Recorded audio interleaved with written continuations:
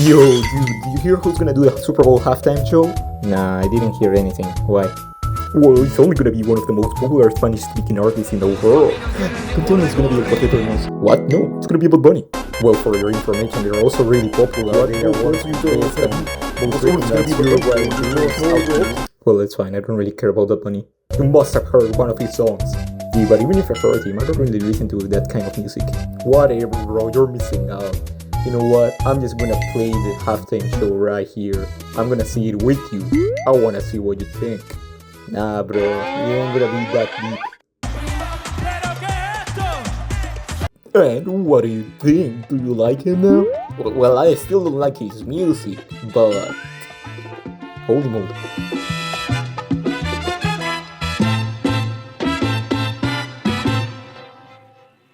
Okay, yo, we gotta talk about the Bad Bunny halftime show because it was full of symbolism and a significant message that ended up shattering expectations. I mean, I'm telling you, it could have been just a normal halftime show, nothing on it, but like, damn, I don't even like his music. As a matter of fact, I don't even think people understood. Like, if you don't speak Spanish, okay, so like, let me explain how Marshall Mc Luhan theory of the medium is a message applies here. What up, y'all? It's Trilli here, I mean Miguel Fernando Valentín Macarrich, and this is my analysis of Bad Bunny's halftime show and how it relates to Marshall Mc Luhan's The Medium is the Message theory, which states that a piece's meaning can be directly tied to the form or way it's being transmitted. Anyways, regardless of the content, the significance of the Bad Bunny's halftime show was more in line with the fact that a Spanish-speaking artist was doing the halftime show, an American cultural phenomenon. One of the most viewed, I dare to say the most viewed broadcasted media in the year for, the North Americans fellow here. And it wasn't even in their language. So that's bound to spark some controversy, but, this is exactly what Mc Luhan told us was going to happen. Where in some pieces of media and art, the medium where they are being transmitted, it's the message by itself. People were already hating on the guy before we even knew what the content was gonna be, like, we haven't even seen the show, so like, if that's not an example of the medium is the message, I don't know what it is. Digging a bit further into the theory, Mc Luhan also explains that there are two types of media, hot media and cold media. Hot media should be the ones where the user does not interact as much, but they are provided with a lot of data. And cold media is, well, interactive media that provides very few data for the user. Or, literally any piece of digital media that exists out there, I swear it's so hard to find like a TV show or any series that doesn't actively try to involve the user in it. Like, we have evolved to a point where any media has become interactive media, so like, you could argue everything is under cold, but this is where we gotta make some distinctions. Mc Luhan wrote this all the way back in the 60s. There's no way he would have known that this was gonna be the place where we're at today. So I'm gonna give the man the benefit of the doubt. I personally believe that as long as the media doesn't really try to, get the B word to interact, it can be classified as hot media, because like, media where the main purpose is to just show the piece of the art instead of wanting the user to like do something like a call to action. Those are the type of media that nowadays could be considered hot media. So let me just say Bad Bunny's halftime show is considered under that hot media category. Okay, let's keep going.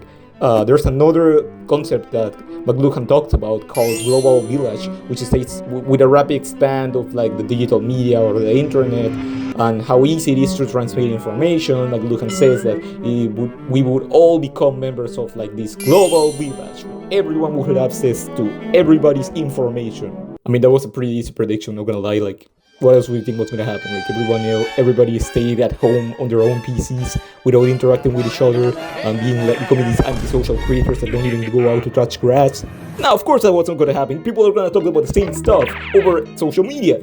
And that's exactly where Global Village applies here. Since the Super Bowl is like such a big event here in American mass media culture, of course, it's gonna be talked about in social media. Therefore, being part of this global village Mc Luhan is describing. With that out of the way, you wanna know what's the funniest thing about this halftime show? The fact that most people came into the halftime show with a preconceived message of what Bad Bunny was and like what the show was gonna be about.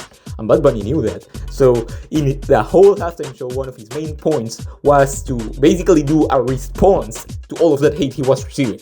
In the end, it was clearly stated that the only thing more powerful than hate was love. And not only that, but by showing all of the Latin American flags or like Hispanic flags of America in general, not only North America, and saying that we are all part of America, well, he basically did one of the best responses to any hate speech that I've ever seen. It's about to be generational, and generationally it was. Everybody I knew was talking about it, and you know, it made the news. Like, it was one of the best halftime shows according to some people, and yeah, I mean, it was pretty cool.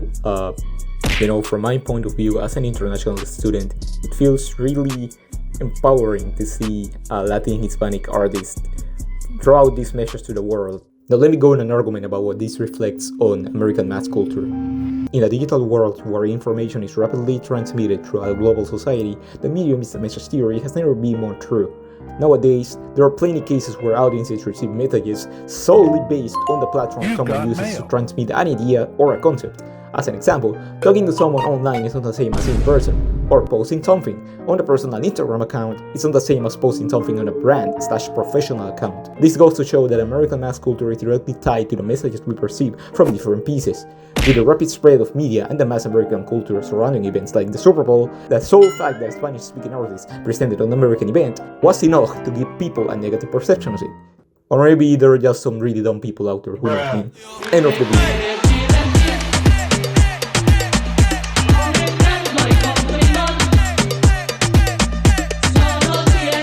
Seguir a Tribuno en redes sociales, please guys, I'm trying to break the 200 follower mark.